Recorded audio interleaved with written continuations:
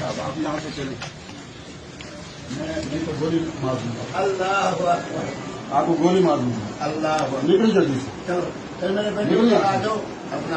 आपने भी किसी ने आइंदा नहीं बैठना। कोई इस बदमाश के साथ बैठा उससे मैं इलाज करूंगा। अस्सलाम वालेकुम। जब इंसान इसके देखे पानी से कहाँ पहुंच रहे, चलिए निकल यहाँ से।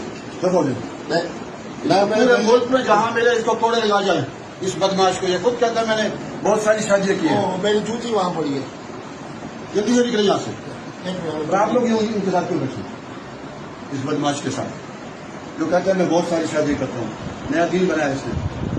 खतान लाल मस्जिद में आपने नहीं आना। अगर लाल मस्जिद में आए तो मैं यहाँ आपको कोड़े यहाँ बांध के ना कोड़े लगाऊंगा या शमशान करूंगा। हाजिर जनाब, हाजिर। यहाँ से